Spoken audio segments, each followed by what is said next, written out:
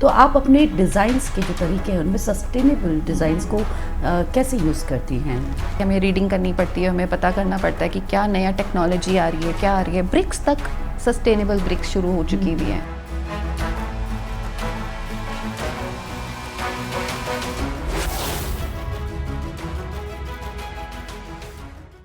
नमस्कार दर्शकों, दूरदर्शन के खास कार्यक्रम महिला शक्ति में आप सभी का हृदय से स्वागत और अभिनंदन।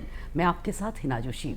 दर्शकों, जैसा कि आप सभी जानते हैं, हमारे इस कार्यक्रम के जरिए हम कुछ ऐसी खास महिला शख्सियतों से आपको रूबरू कराते हैं जिन्होंने अपने जीवन में अथक प्रयास, परिश्रम और दृढ़ निश्चय रहते हुए खास मुकाम हासिल किया है और आम लोगों से हटके कुछ खास किया है। तो आज की इस कड़ी में हमारे साथ जुड़ी हैं, हमारे साथ मौजूद हैं जानी मानी डिज़ाइन इंजीनियर आंचल पाठक जी। आंचल, आपका कार्यक्रम में बहुत बहुत स्वागत और अभिनंदन। Thank you so much Hina, that's so nice, very lovely introduction. Aanchal, सबसे पहले आपसे जानना चाहेंगे आपकी अर्ली लाइफ और एजुकेशन के बारे में आप हमें बताएं।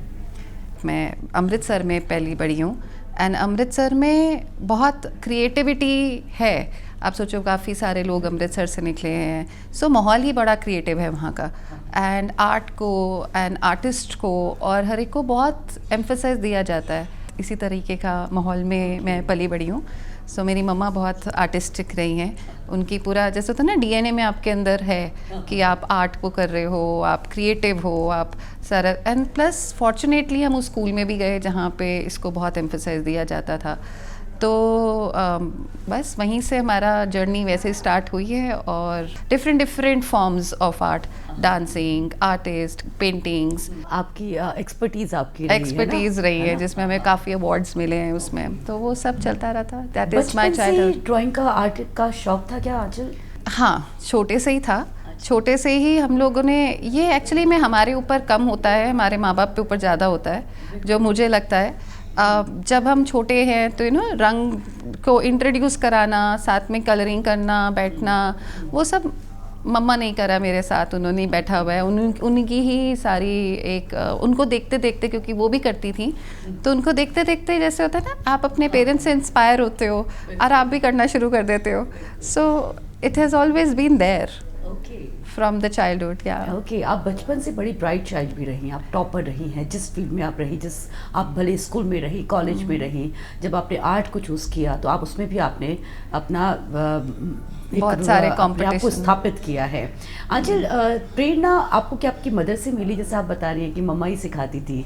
हाँ। मम्मा से क्या क्या चीज़ें आप सीखती थी जो आप आज आपको काम आ रही है? सबसे बड़ी प्रेरणा मेरी माँ ही है और सबसे बड़ी क्रिटिक भी वो रही है मेरी। परफेक्शन की तरफ लेके जाने के लिए, कोई भी कंपटीशन में फर्स्ट प्राइज आने के लिए टीचर्स होती हैं, हाँ, बट उसको पुश करने के लिए और वहाँ पे उनको लेके जाने के लिए, मतलब मुझे उस तरीके में पहुँचाने के लिए माँ का रोल बहुत ज़रूरी है। तो घर पे एक बच्चे को डेवलप करने के लिए और जो मैं कह रही हूँ संघर्ष जो हम लोग करते हैं, उसका बेस वहीं से स्टार्ट होता है हमारा।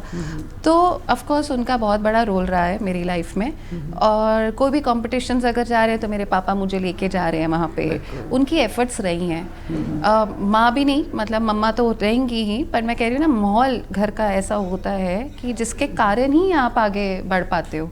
तो आपको कितना ज़रूरी लगता है कि महिला, एक बच्ची की परवरिश पे के लिए पेरेंट्स को किन किन बातों का ध्यान देना चाहिए? आई थिंक लड़कियों को तो एक प्रोटेक्टिव एनवायरनमेंट देना बहुत ज़रूरी है, उनका मानसिक संतुलन बैठाने के लिए, क्योंकि हमारे समाज में जो मर्जी हो जाए, लड़कियों लड़कों को डिफरेंट देखा जाता है, शादी से पहले भी, बचपन से भी, उसके बाद भी और उसके बाद भी। सो अगर हम बचपन से ही उनको वो सिक्योर एनवायरनमेंट दें तो बच्चा डेफिनेटली डेवलप बहुत अच्छा होगा और लड़कियां थोड़ी कॉन्फिडेंट पैदा होंगी। जिस तरह से हम लोग अब आगे बढ़ रही हैं, I think security, providing proper security, mental security, not talking about financial security, I am talking about mental security, that we are there for you. बचपन में ही अगर लड़कियों को एजुकेशन प्रॉपर दी जाए, उनकी सिक्योरिटी दैट हम लोग हैं, शादी के बाद आप जाके बिखर नहीं गई हो, हम लोग हैं आपके पीछे। सो उससे क्या होता है, वो डिसीजन सही रहती हैं। बिल्कुल, वो उनका फाउंडेशन स्ट्रांग रहता है। अगर आपका फाउंडेशन स्ट्रांग है तो आप 100% स्ट्रांग निकलोगे, कोई भी संघर्ष को आप आराम से निकल लोगे। मतलब it is as easy as that. आपकी फाउंडेशन स्ट्रांग होनी चाहिए और वो एक माहौल आपके माँ बाप से होता है, क्योंकि स्ट्रगल्स तो सबके साथ है। तो ये पेरेंट्स की जिम्मेदारी होती है कि Major। अपने बच्चों का खास ध्यान रखें, है ना। और आपकी फाउंडेशन जितनी स्ट्रांग थी तो आज आप आपने नाम आपका रोशन आपने किया है, अपनी फैमिली का, अपने परिवार का, अपना सबसे बड़ी बात। आंचल, डिज़ाइन ऑपुलेंस, इसकी शुरुआत आपने कब करी? बाय आंचल पाठक जो आपका ब्रांड अब बन गया है, इसकी शुरुआत कहाँ से हुई थी? ये एक जैसे मैं बता रही थी, मैं आर्ट में होती थी बहुत ज़्यादा, तो मेरी बहुत एग्जीबिशंस होनी स्टार्ट हो गई भी थी। इंडिया हैबिटेट सेंटर जहाँ पे शीला दीक्षित जी भी आई, सो मेरे पेंटिंग्स का नाम ऑपुलेंस होता था। हॉबी से स्टार्ट होते होते प्रोफेशन में आ गया basically, but it has started from there only. फिर मेरा course I have started doing bachelor of designing, फिर I did more on that. Opulence was there. Okay. And design engineer के होने के साथ साथ आपने कौन कौन सी कोर्स इससे रिलेटेड आपने किए हैं? ये जो एक फील्ड है, जैसे एक डॉक्टर की फील्ड होती है, किसी की भी, कोई भी हम पढ़ाई की कोई भी फील्ड लेते हैं, हम सोचते हैं कि आर्ट फील्ड बहुत बेसिक है, कुछ ऐसा है नहीं, पर ये बहुत गलत है। जितना आर्ट फील्ड में development, changes, product changes and technology changes आ रहे हैं, एंड आपको उसके अकॉर्डिंगली चेंज करना पड़ता है अपने आप को, और अपने आप को अपग्रेड करना पड़ेगा, पढ़ाई करनी पड़ती है, आपको एक नया प्रोडक्ट के बारे में समझना पड़ता है। So every day I would say कि अगर हम लोग कुछ पढ़ाई कर रहे हैं, या मतलब कहते हैं कि इतना टाइम आपने घर को दिया, इतना टाइम आपने इसको दिया, अपने काम को दिया, इतना टाइम आपने अपने बच्चे को दिया, कुछ टाइम अपनी रीडिंग के लिए निकालना बहुत ज़रूरी है। अगर वो नहीं है तो आप अपने आप को अपग्रेड नहीं कर पाओगे। So it is a continuous, ये एक चलता हुआ सिस्टम है जो आपको अपने साथ कैरी करना पड़ेगा। कुछ भी रीडिंग, कुछ भी तरह की रीडिंग, वेरी इंपॉर्टेंट। और डिज़ाइन ऑपुलेंस की आपने शुरुआत अमृतसर से करी थी, हाँ जी। तो देहरादून उत्तराखंड की तरफ कैसे आना हुआ? इसके बारे में, इस जर्नी के बारे में हमें बताइए। ये एक बहुत ही टफ जर्नी रही है ऑनेस्टली, बिकॉज अमृतसर में एज ए सेड कि बचपन से ही बहुत लाइमलाइट और उसमें रही हूँ, कॉम्पिटिशन्स में फर्स्ट प्राइजेस आए हैं, एग्जिबिशंस करी हुई हैं, पहचान बचपन से ही बनती जा रही थी। I got married in Dehradun, तो यहाँ पे तब कोई नहीं जानता था, and I had to start from the scratch. Aanchal, सबसे पहला प्रोजेक्ट, क्योंकि अमृतसर में तो आपने खुद को स्टैब्लिश किया था, सब कुछ था, फिर आप देहरादून आए, आपने स्क्रैच से शुरू किया। पहला प्रोजेक्ट, कोई अनुभव उससे जुड़ा, एक्सपीरियंस आप हमारे व्यूअर्स के साथ शेयर करना चाहेंगे? मुझे याद है मैंने 10,000 रुपये के प्रोजेक्ट से स्टार्ट करा था। आज वो, अब तो ऑफ कोर्स प्रोजेक्ट्स कॉस्ट बहुत ज़्यादा होती है। आई वॉज वेरी थैंकफुल, मैं बहुत उसमें शुक्रिया मान रही थी कि चलो मुझे मिला, कुछ तो मिला, आई मीन एटलीस्ट मुझे यही करने को मिल रहा है, तो आई वॉज वेरी थैंकफुल। तो पॉजिटिविटी आपके अंदर होनी चाहिए। बीइंग अ लेडी, आप अपने घर की जिम्मेदारियों को और अपने काम को, कभी कभी ऐसा होता है कि बहुत ज़्यादा मेस्ड अप हो जाती हैं चीज़ें, तो कैसे मैनेज करती हैं? खासतौर से हमारे महिला दर्शकों को बताएं, या उन युवा बच्चों को बताएं जो इस फील्ड में आना चाहते हैं। मैं सब तो होगा, ऐसा नहीं है कि हर चीज़ परफेक्ट रहेगी, मैं सब होनी है। मैं सब नहीं हुआ तो आप सीखोगे नहीं, जब तक मैं सब नहीं होगा आप उससे सीख के आगे नहीं बढ़ोगे। पर मैं सबसे डरना नहीं है। मैं जब हम लोग, अब मैं इस मुकाम पे हूँ कि मैं ये बात बोल सकती हूँ और मैं ये बातें कर सकती हूँ कि जब मैंने स्टार्ट किया था, तब जब मैसअप होता था तो मैं डरती थी, तब मुझे लगता था हो अब आगे क्या। बट एक करेज अंदर, आपके अंदर एक करेज, छोटा सा भी एक अंदर रहेगा कि हमें कुछ करना है, कुछ अपने आप को बनाना है, तो आप कर लोगे। तब आप अपने आप अपनी जर्नी बनाते रहोगे। अगर जब तक वो शक्ति नहीं होगी ना कि अगर अपने आप को कुछ तो बनना पड़ेगा, तब तक आप ऐसा सिचुएशन से बाहर नहीं निकल पाओगे। आप इजी कंफर्ट जोन में चले जाओगे, अच्छा यही कंफर्टेबल है, आप इसी में रहो। जब तक आप वो मैसअप को मैनेज नहीं करोगे, तब तक आप आगे नहीं बढ़ोगे। बिल्कुल। तो वो positivity, and it's a learning, it's a beautiful learning. आपको सीखने के लिए, आपको बढ़ने के लिए, जब तक वो संघर्ष नहीं करोगे, तब तक आप उस संघर्ष से निखरोगे नहीं। होगे तो ना, तराशना पड़ता है डायमंड को। कई बार ऐसा भी होता है कि कोई क्लाइंट्स आपके सामने आते हैं, उनकी अपेक्षाएं यानी उनकी एक्सपेक्टेशंस कुछ अलग हैं, सोच कुछ अलग है, तो उस वक्त अपनी क्रिएटिविटी को उनके साथ कैसे शेयर करती हैं और कैसे अपने काम को आगे बढ़ाती हैं? एक बड़ा इंटरेस्टिंग सिचुएशन आई थी जहाँ पे एक लेडी हैं जिनका मैं अभी घर बना रही हूँ। उनके घर के अंदर she is very old, I mean she is old, she is like in 70s, तो 70s, बट मीटिंग हर, अब आप क्या करोगे उनके घर के अंदर? आप बहुत सटल सा घर बनाओगे, है ना, सोबर कलर्स, आप ऐसे ही करोगे, कोई भी करेगा ऐसे ही करेगा। After meeting her I realise that उनको घर की, उन्होंने अपनी लाइफ में इतना सोबरिज्म, क्योंकि वो 70s में थी, तो उनका जनरेशन आप देखो वहाँ से स्टार्ट हुआ है जहाँ पे उनको एक्सपोजर नहीं मिला होगा उतना, राइट, एक्सपोजर अब मिल रहा होगा उनको इतना किसी, क्योंकि अब माहौल बदल चुका हुआ है। So she wanted, I could see that she is lacking vibrancy in her life, and I felt that उनको चाहिए वो एक वाइब्रेंट सा, एक कलर्स चाहिए उनको अपनी लाइफ में। सो उनका घर बिल्कुल कलरफुल बन रहा है। अच्छा। And she is so happy with that. खुद को सेल्फ मोटिवेट, खुद को मोटिवेटेड रखने के लिए, खुद को पॉजिटिव रखने के लिए, हाई रखने के लिए, हाई और एनर्जी रखने के लिए क्या करती है? आई have started going into meditation. Meditation से आपको एक ग्राउंड, एक आपके रूट्स एंड वो स्ट्रांग रहते हैं, आपका ऑरा इतना स्ट्रांग हो जाता है कि किसी की नेगेटिविटी आपको अफेक्ट नहीं करती। आपको धीरे धीरे किसी की भी वो नहीं लेने की ज़रूरत है, उनकी वैलिडेशन की ज़रूरत नहीं पड़ती, एग्जैक्टली द राइट वर्ड। तो अगर आप वैलिडेशन की आपको ज़रूरत ही नहीं है, आपके पास नेगेटिविटी आएगी नहीं। बिल्कुल। आपको पता है कि आप सही हो, आपको पता है कि आप ठीक तरह से काम कर रहे हो, आप मॉरली ठीक तरह से काम कर रहे हो, और आप, तो आपकी कोई भी नेगेटिविटी आपके पास नहीं आ सकती। सो उसके लिए मेरे ख्याल से meditation has been a very, बहुत ही स्ट्रॉन्ग एक सिस्टम रहा है मेरी लाइफ में, कि आप कर रहे हो तो आप ग्राउंडेड भी रह रहे हो, आप इम्प्रेस भी ज़्यादा नहीं होते हो किसी से, कोई जिना ना, वो बाहर से आपकी यात्रा अंदर की तरफ चली जाती है ना, आप खुद को जानने लग जाते हो, खुद को ढूंढने लगते हो। तो मेडिटेशन से आप खुद को इतना पॉजिटिव रख पाती हैं। आप डेली मेडिटेट करती हैं, टाइम निकालती हैं उसके लिए? मॉर्निंग में सिर्फ क्या 15 मिनट एक अंदर से एक आपको एक साइलेंस में रहना बहुत ज़रूरी है। जैसे आप एक साइलेंस में रहोगे, आप अपने आप को ग्रिप कर लोगे अपने आप से, आपको बाहर के शोर नहीं सुनाई देगा। जिस टाइम आप शोर नहीं सुनते हो, तब आपको सारी चीज़ें समझ आ जाती है कि ओके, ये आपके अलाइनमेंट है, आपकी सोच, आपका हार्ट, आपकी बोल, आपका जेस्चर, सब कुछ अलाइन होगा तो आप स्ट्रांग हो। अगर वो अलाइन नहीं है तो आप शैटर्ड हो।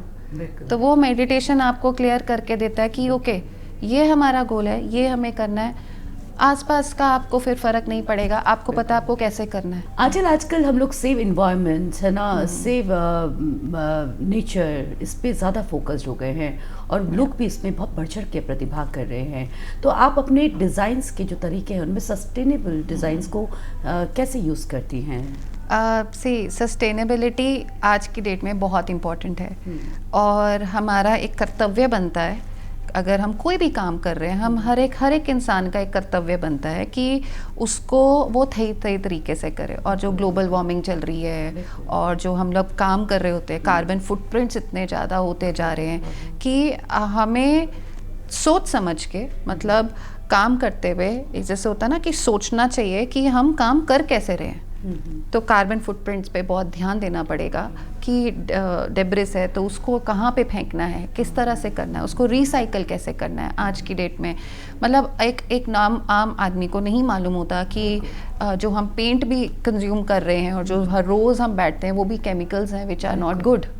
तो अगर हम लोगों को उनको अवेयर नहीं कराएंगे, जैसे हमने कहा कि हमें रीडिंग करनी पड़ती है, हमें पता करना पड़ता है कि क्या नया टेक्नोलॉजी आ रही है, क्या आ रही है। ब्रिक्स तक, सस्टेनेबल ब्रिक्स शुरू हो चुकी हुई हैं, जो कि थोड़ी सी एक्सपेंसिव होती हैं, बट वो हमारे एनवायरनमेंट को जो इतने खर्च रहे हैं, वो थोड़ा सा ज़्यादा भी करके सस्टेनेबिलिटी में ला सकते हैं। रिकमेंड करती हैं ये सब चीज़ें, बताती हैं सबसे पहले मैं एक सस्टेनेबिलिटी क्लाइंट्स की रहती है इसको लेकर। जैसे एक तो प्रोजेक्ट्स हैं, जैसे पेड़ थे कहीं पे, तो वो प्रोजेक्ट के अंदर हमारा पेड़ सेंटर ऑफ द लैंड के बीच में आ रहा है, मतलब हमने उसके अराउंड घर का निर्माण करने का पूरा डिज़ाइन किया कि पेड़ नहीं कटने चाहिए। कहीं पे व्यू है, पेड़ ही तो व्यू है हमारे लिए। तो सस्टेनेबिलिटी में सब कुछ इंक्लूड होगा। आप मटेरियल कौन सा यूज़ कर रहे हो, आपके कार्बन फुटप्रिंट्स कहाँ पे कम आएंगे, आप ग्लोबल वार्मिंग में किस तरह से मदद कर रहे हो। पेड़ नहीं काटने चाहिए। जितना डेवलपमेंट हम देख रहे हैं, पेड़ कट रहे हैं, वो एक बोलने के लिए डेवलपमेंट है, बट इतनी डेवलपमेंट मैं उनको मानूंगी नहीं कि ठीक है हमें काम मिल रहा है, बट वो चीज़ नहीं होती। तो घरों के अंदर भी जितने ज़्यादा हम लोग हम लोग पेड़ निकाल कर सकते हैं, हम लोग उस जगह पे ना करें काम जहाँ पे कनाल्स के पास अभी आपने देखा है किस तरह से फ्लड्स आ रहे हैं और किस तरह से घर भी बह रहे हैं। तो ये पानी और ये सब मतलब जो हमें प्रकृति ये है, हमारी उसके साथ छेड़छाड़ ना करें। एग्जैक्टली ना करें ना, काम भी करें बट और उसको भी संरक्षित रखें, उसको भी सुरक्षित रखें। सही तरीके से रखें। ये हमारी एक बहुत बड़ा हमारा एक रिस्पॉन्सिबिलिटी मैं कहूँगी कि एक है हमारी रिस्पॉन्सिबिलिटी नेचर के थ्रू, मतलब टूवर्ड्स। तो अभी तो हमें ये तो देखना पड़ेगा। और आजकल लोग एनर्जीज को बहुत समझने लगे हैं, जानने लगे हैं। एक तो सोशल मीडिया की वजह से भी ना बहुत ज़्यादा लोग अवेयरनेस फैलती है अच्छी चीज़ों को लेके। वास्तु 5 एलिमेंट्स की अगर हम बात करें तो आप उनका कितना ध्यान रखती हैं अपने किसी भी प्रोजेक्ट को शुरू करने से पहले? ये बड़ा इंटरेस्टिंग पॉइंट है। क्योंकि मैंने कहा मैं मेडिटेशन करती हूँ, मैं अपने आप को अलाइन करती हूँ, तो मैं अपने हर डिज़ाइन में भी ये सारी चीज़ें अलाइन करती हूँ। मुझे मालूम है कि ईस्ट में किस तरह से वाइब्रेशन आ रही है, नॉर्थ में कहाँ पे आ रही है।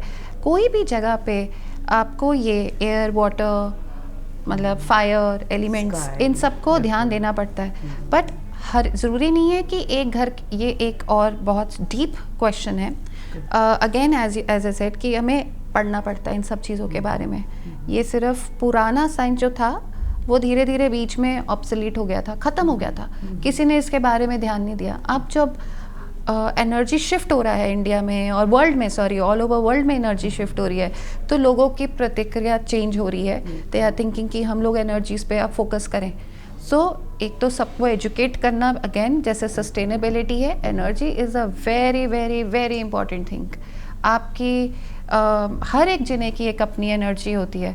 सो उस एनर्जी को किस तरह से अडेप्ट करके वो लेकर आना है। एक हो गया है, एक होता है वास्तु, एक होता है वास्तु चिकित्सक।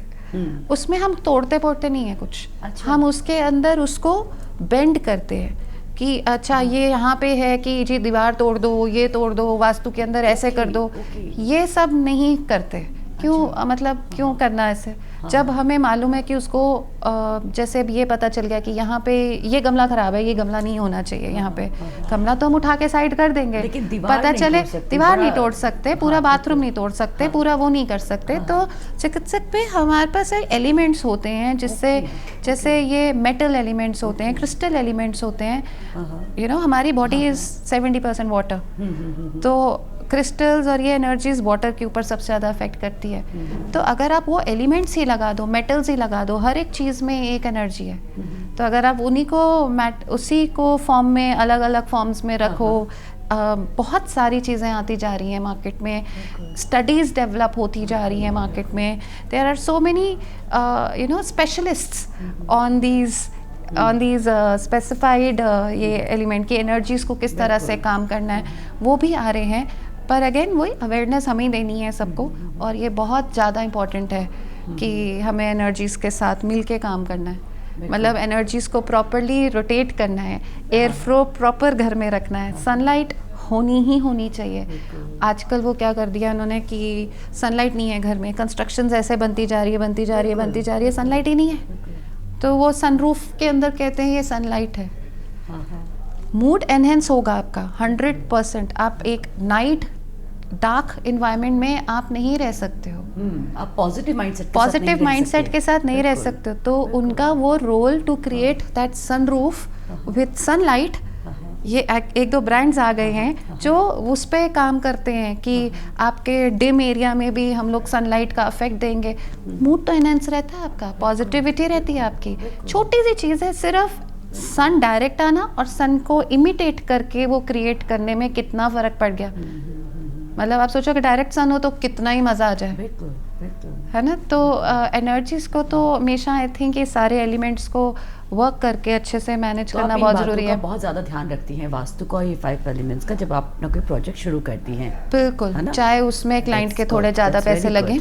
हाँ, मुझे मालूम है कि बेड का डायरेक्शन इन्होंने, जो मैं अपार्टमेंट में गई हूँ या मैं किसी में गई हूँ, तो उन्होंने छोटे छोटे घर तो हो गए हैं आजकल। देहरादून में भी पहले जैसा तो रहा, पर छोटे से जैसे होता है ना, नॉर्थ में रख दिया तो मैग्नेटिक वाइब्रेशंस इन नॉर्थ से आ रही है। आपका ब्लड फ्लो, आपका होता है ना आयरन एंड मैग्नेट आपस में जुड़ता है। बिल्कुल, बिल्कुल। तो हमारे ब्लड में तो आयरन है। तो साइंस इतनी स्ट्रांग है, ये energies is all about science. So अगर हमारा सिर ही नॉर्थ में है तो आपका ब्लड फ्लो कहाँ जाएगा? आपके सिर के थ्रू चलना शुरू हो जाएगा, which will lead to lot of problems. So अगर हम उसको चेंज कर दें, चाहे उसके ज़्यादा पैसे लगवाए, उनको बताना पड़ेगा। कई बार क्लाइंट कहते हैं नहीं नहीं आंचल हम नहीं मानते। मैं कहा मैं मानती हूँ, मैं ऐसे करूँगी, मैं आपको ऐसे नहीं रहने दे सकती। अगर आप बिल्कुल भी नहीं मानते और फिर भी नहीं करते, then I can withdraw. I will not put too much of me into the client's mind कि चलो, बट तो बतानी सही बात बतानी बहुत बिल्कुल, ज़रूरी है, वो बहुत ज़्यादा इम्पोर्टेंट है। बिल्कुल।